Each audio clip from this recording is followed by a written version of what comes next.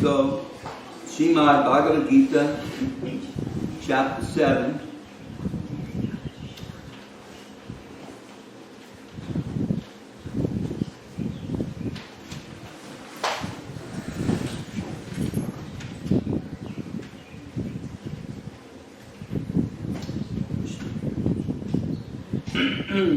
Shri Bhagavan Uvacha Maya Shakta Manapata Yogam Yunjam Marashraya Asam Sayam Samagramam Yatta Gyanyasi Tachtrinu.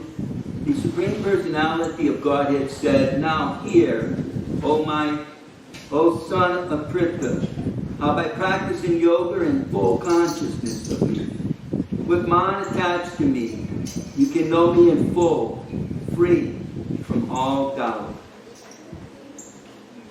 Jnanam teham savikyanam idam vakshami asesataha yajgantvaneha bhuyam yajgantvayam avasishyate."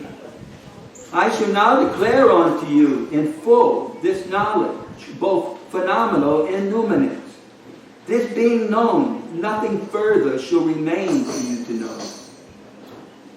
Manushanam sahasresu kaschit yatati siddhaye yatatamapi siddhanam kaschin mam deti tatvataha. Out of many thousands among men, one may endeavor for perfection. And of those who have achieved perfection, hardly one knows me in truth.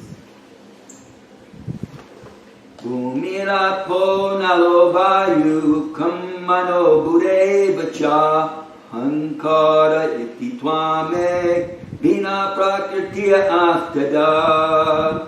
Earth, water, fire, air, ether, man, intelligence, and false ego. Altogether, these 8 constitute my separated material energies. Apareyam itastvanyam prakritim vidi me param jiva bhutam abaho yayedam dadyate jagat.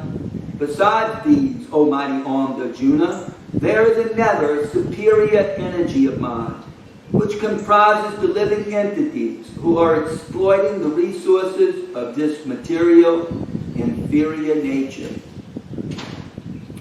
Ekadonini bhutani sarvanityu padarya ham krishnasya jagata prabhava pralayas tada.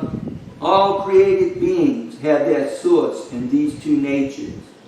Of all that is material and all that is spiritual in this world, know for certain that I am both the origin and the dissolution. Mata parataram nanyat kinchirasti dhananjaya mayi svavam protam sute mani Gana eva. O conqueror of wealth, there is no truth superior to me. Everything rests upon me, his pearls are strung on a thread. Asoham apsukunteya prabhashmi sashi suryaha pranabha swabhavedesu sabda ke parusham nisu. O son of Kunti, I am the taste of water, the light of the sun, and in the moon, the syllable Om in the Vedic mantras. I am the sound in ether, and the ability in man. Punya gunda pritvivyam cha tejas chasmi vibhavaso jivanam svabhutesu tapas chasmi tapashvinu. I am the original fragrance of the earth. I am the heat and fire. I am the life of all that lives, and I am the penance of the ascetics. Bijamam Sarvabhutanam Tiripata Sanatanam Buddhimatam Asmi Tejas Dinam Aham. O son of Pritha, know that I am the original seed of all existences, the intelligence of the intelligent, and the prowess of all powerful men. Balam balavitam chaham kamaraga vivarjitam dharma viruddha bhutesu kamosmi bharatashava. I am the strength of the strong, devoid of passion and desire. I am conjugal love, which is not contrary to religious principles, O Lord of the Bharatas, Arjuna. Ye chaiva satvika bhava rajasas tamasas chaye mate evati tandiri natwaham te sute mayi. Know that all states of being, be they of goodness, passion, or ignorance, are manifested by my energy. I am, in one sense, everything, but I am independent. I am not under the modes of material nature, for they, on the contrary, are within me. Tribir guna maye bhaver evi savamidam jagat mohitam na vijanati mamebhya param avyayam. Deluded by the three modes of material nature, goodness, passion, and ignorance, the whole world does not know me, who am above the modes and inexhaustible. Daivihi esha gunamayi mamamaya duratyaya mamevaye prapajante mayametam tarantite. This divine energy of mine, consisting of the three modes of material nature, is difficult to overcome. But those who have surrendered unto me can easily cross beyond it. Namam duskritino muda prapajante naradamaha mayaya vahita jnana asuram bhavam asrita. Those miscreants who are grossly foolish, who are lowest among mankind, whose knowledge is stolen by illusion, and who partake of the atheistic nature of demons, do not surrender unto me.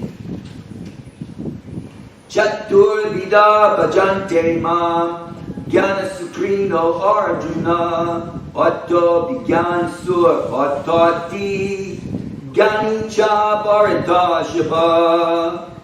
O best among the bards, four kinds of pious men begin to render devotional service unto me: the distressed, the desire of wealth, the inquisitive, and he who is searching for knowledge of the Absolute.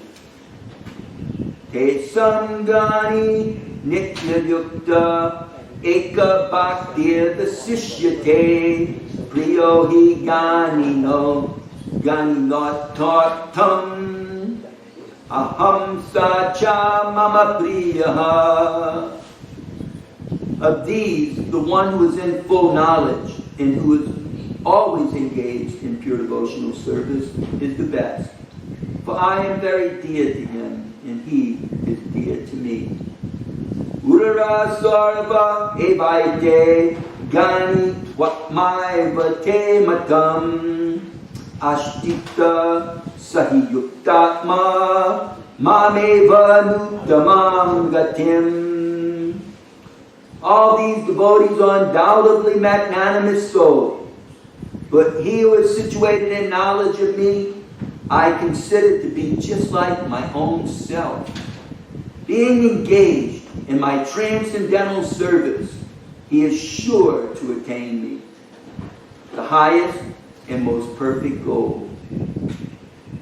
Bahunam jamanamante Ganavamam prapajate Vasudeva Svamiti Samahatma Sudurlabha. After many births and deaths, he who is actually in knowledge surrenders unto me, knowing me to be the cause of all causes and all that is. Such a great soul is very rare. Kamais tais ter hitagyana prapajantin yadevata mamam niyamam ashtaya prakritya niyata swaya. That's right, swaya. Those whose intelligence has been stolen by material desires surrender unto devas and follow the particular rules and regulations of worship according to their own nature. Yo yo yam yam tanum bhakta shradayat chitam ichchiti tasha tasha chalam shradam tameva vidadamyaham. I am in everyone's heart is the super soul. As soon as one desires to worship some deity, I make his faith steady so that he can devote himself to that particular deity. Sataya Shradaya Yuktas Tasya Radhanam Ihate Labate Chatata Karamam Mayaiva Vihitan Hitan. Endowed with such a faith, he endeavors to worship a particular deva and obtain his desires. But in actuality, these benefits are bestowed by me alone. Antavatu balam desam tad bhavat yaupa medasam devam deva yajo yanti madbhakta yanti mamapi. Men of small intelligence worship the devas, and their faith, their fruits, are limited and temporary. Those who worship the devas go to the planets of the devas, but my devotees ultimately reach my supreme planet. Abhyaktam vyaktim apanam manyante mam abhudiyaha parambhabam ajananto mamabhyayam Anuttamam. Unintelligent men who do not know me perfectly think that I, the Supreme Personality of Godhead, Krishna, was impersonal before and have now assumed this personality. Due to their small knowledge, they do not know my higher nature, which is imperishable and supreme. Naham prakasha sarvasya yogamaya samavrita mudoyam nabhijanati loko mam ajamavyayam. I am never manifest to the foolish and unintelligent.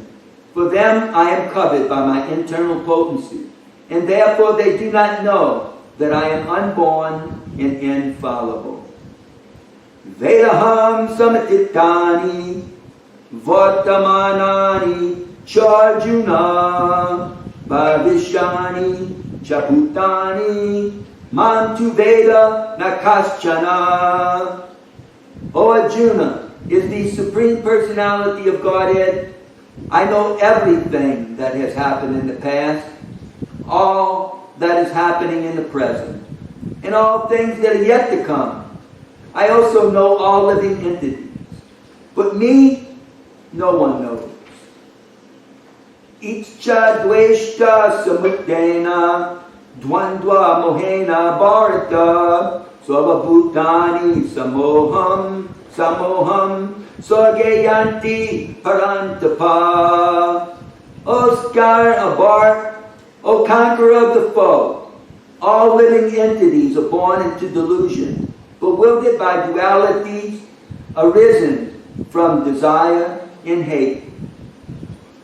Yesam twanta gitam papam gananam punya karamanam te dvandva mohanir mukta bhajante mam drita vrataha. persons who have acted piously in previous lives, and in this life, and whose sinful actions are completely eradicated, or freed from the dualities of delusion, and they engage themselves in my service with determination. Jara Marana Mokshaya Mama Sritya Yatantiye Te Brahma Tad Vidu Krishnam Ajatmam Karma Chakilam. Intelligent persons who are endeavoring for liberation from old age and death take refuge in me in devotional service. They are actually Brahman because they entirely know everything about transcendental activities. Saribhutta Didaivam Sariyagnam Chaye Vidu Prayana Kale Pichamam Te Vidur Yukta Chetasaha. Those in full consciousness of me who know me, the Supreme Lord, to be the governing principle of the material manifestation of all the devas and of all methods of sacrifice, can understand and know me, the Supreme Personality of Godhead, even at the time of death. Srila Prabhupada's Divine Purport. Persons acting in Krishna consciousness are never deviated from the path of entirely understanding the Supreme Personality of Godhead. In the transcendental association of Krishna consciousness, one can understand how the Supreme Lord is the governing principle of the material manifestation and even of the devas. Gradually, by such transcendental association, one becomes convinced of the Supreme Personality of Godhead. And at the time of death, such a Krishna-conscious person can never forget Krishna. Naturally, he is thus promoted to the planet of the Supreme Lord, Goloka Vrindavan. This 7th chapter particularly explains how one can become a fully Krishna-conscious person. The beginning of Krishna consciousness is association of persons who are Krishna conscious. Such association is spiritual and puts one directly in touch with the Supreme Lord. And by His grace, one can understand Krishna to be the Supreme Personality of Godhead. At the same time, one can really understand the constitutional position of the living entity and how the living entity forgets Krishna and becomes entangled in material activities.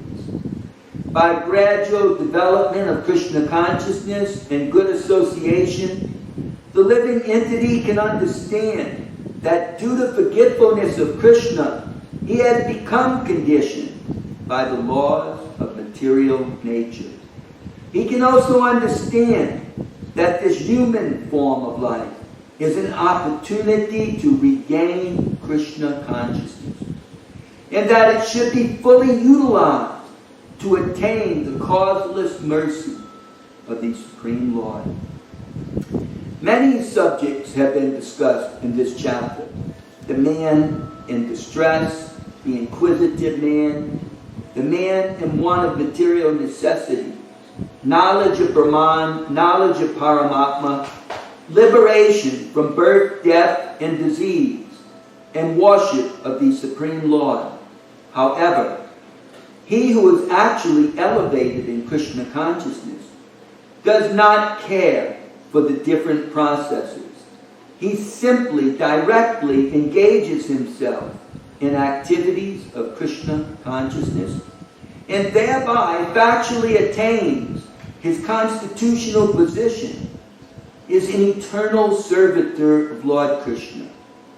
In such a situation, he takes pleasure in hearing and glorifying the Supreme Lord in devotional service.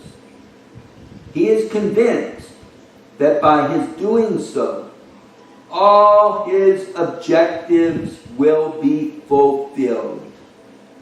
This determined faith is called Drita Vrata, and it is the beginning of Bhakti Yoga, or transcendental loving service.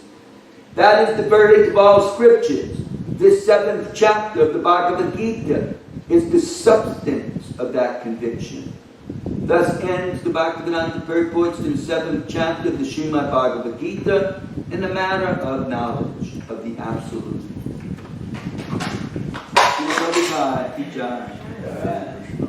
So there's an important story that is spoken by Lord Shiva in the Padma Purana concerning this particular chapter of the Bhagavad Gita. Lord Shiva said, "My dear Parvati, hear now the divine glories of the 7th chapter of the Bhagavad Gita. Sankukarna was a so-called Brahmin who lived in a large town called Pratiriputra. Like an atheist, he performed no devotional service to Lord Krishna and neglected the religious ceremonies that would release his departed forefathers from whatever sinful conditions of life they may have been in. Sankukarna's main concern was to amass huge amounts of wealth by the performance of business activities. In this endeavor, he was so successful that even great kings would come as guests to his luxurious house and dine there.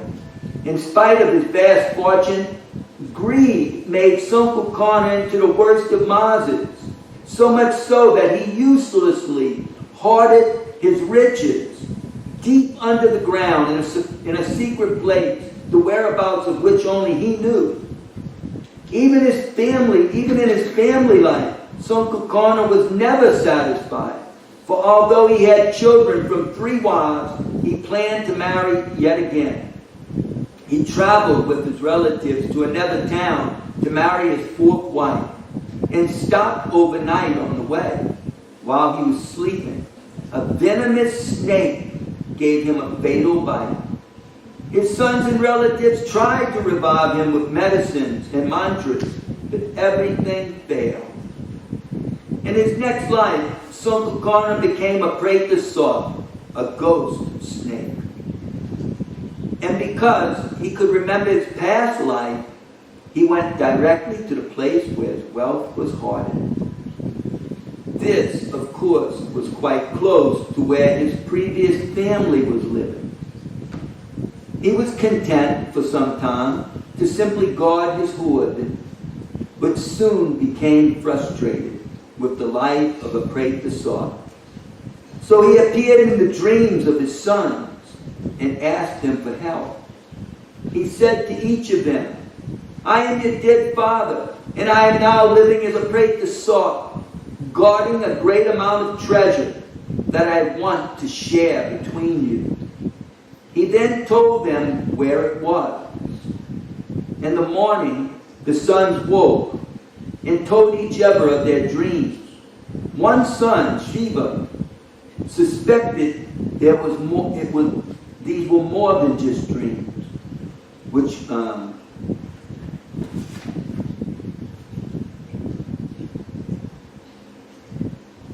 coincided with each other. Shiva, like his father, was also greedy for money. So he took a spade and hastily went to the place described in the dream and started digging, even though a large snake hole was there.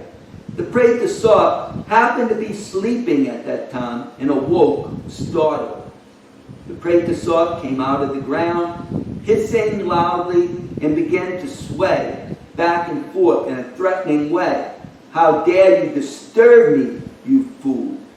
Who are you and what is your purpose? Who sent you? Answer me now." Shiva, understanding the situation, immediately replied, "I am your son, Shiva. Last night you came to me in a dream and told me, 'Come for the treasure.'" The Pretasop was pleased with the reply and laughed.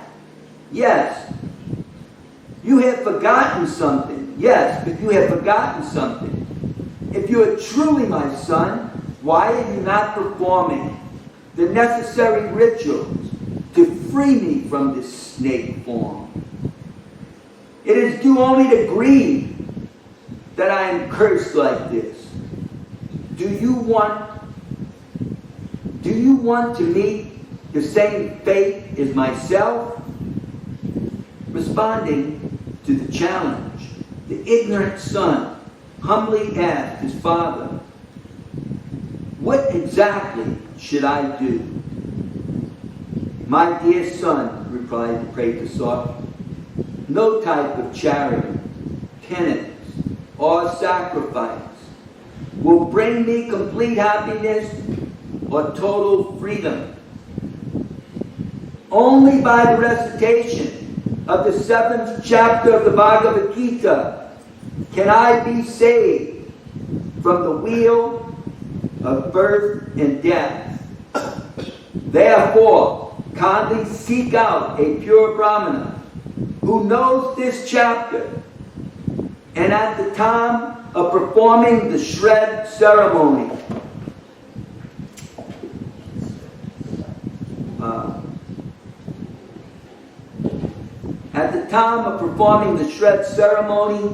feed him very nicely. The shred rituals can remove my sins, but the 7th chapter of the Bhagavad Gita can open the door of Vaikuntha. Therefore, kindly do this for me." Desiring to please their father, Shiva and his brothers performed the Shredda rituals, while a qualified Brahmana chanted the 7th chapter of the Bhagavad Gita. By the power of those verses, Sankakarna became free from the snake ghost body and received a spiritual forearm Swarupya Mukta, forearm form. He then blessed his sons and ascended to the spiritual world.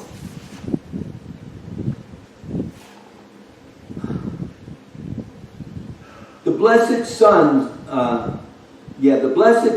developed devotion to Lord Krishna by using their wealth to construct temples, distribute food, and dig wells. They daily recited the 7th chapter of the Bhagavad Gita and finally attained the same destination as their father. Lord Shiva concluded, "My dear Parvati, anyone who hears this narration will certainly be freed from all sinful reactions." Thus ends the recitation from the Gita Mahatmya of the 7th chapter of the Bhagavad Gita. Jai Shrimad Bhagavad Gita Ki Jai. Gaur Premanandi. Thank you very much. So we appreciate when people come and do the little simple shred ceremony that we do. We don't do anything very elaborate. But the power of the Bhagavad Gita is all auspicious. So it actually can free the soul, beyond our expectations or even our vision. It can free the departed soul from whatever complexities they may find after passing from this world. But to speak about the perplexities in this world, it's full of suffering for all beings, and it's impossible to escape. But by the power of the Bhagavad Gita, the words of the Supreme Lord, a person can gain vairagya, or spiritual strength. And it's this spiritual strength that gives us the ability to tolerate the sufferings of this world and actually ultimately transcend it. When the power of tolerance manifests, then with a calm mind, with a more peaceful, subtle body, mental frame, one can focus on the Supreme Personality of God. You can focus on the lotus feet of Krishna. And by doing so, then one can very easily transcend this world. It's the power of our thoughts, the power especially of our final thoughts. That power of thought takes one to their next situation. And if one's thoughts are focused on Krishna, then Krishna promises in the Gita that one will attain to a nature just like his own. So consequently, we see that the sons of Sankachuta, they all attain to Swarupya Mukti, or attaining a nature, a form, just like Vishnu. So that's the power of the power of thought, especially of the final thought. That if we can focus our mind at the time of death on the Supreme Lord, then we can attain to Him. There is nothing beyond what one can attain. One can attain to the planet of the Lord. One can attain to the association of the Lord. One can attain a form exactly like Vishnu's.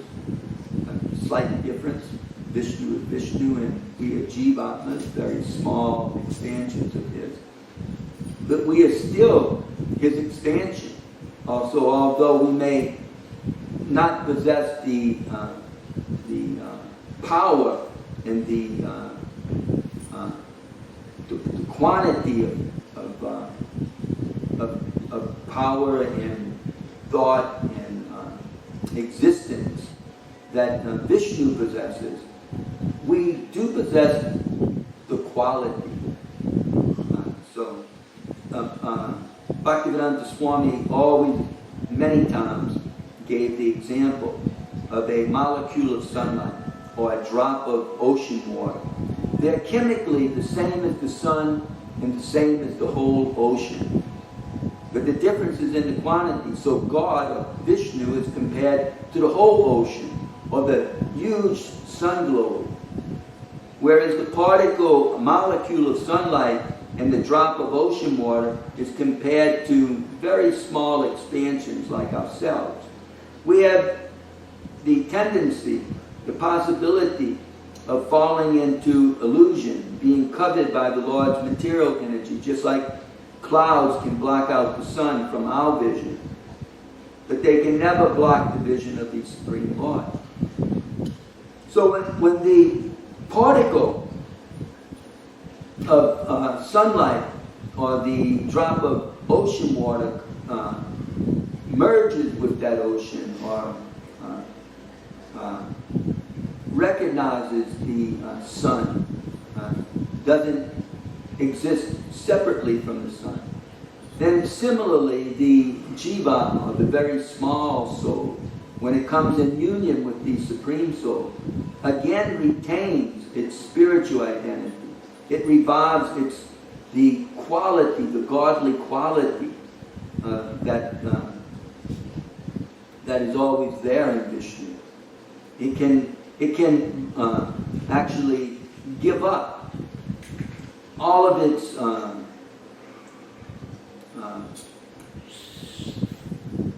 dark nature or ignorant nature, all of its bondage to what is ever inauspicious. One can actually give it up. And we see this in the lives of so many saintly persons. And we see this practically today, that people who are unfortunate in one way or another, by taking to Krishna consciousness, then they can actually revive their saintly natures, or their spiritual nature, their godly nature. And consequently, that doesn't just stop at the time of death. When one leaves their body in such a state, then one automatically attains the spiritual sky.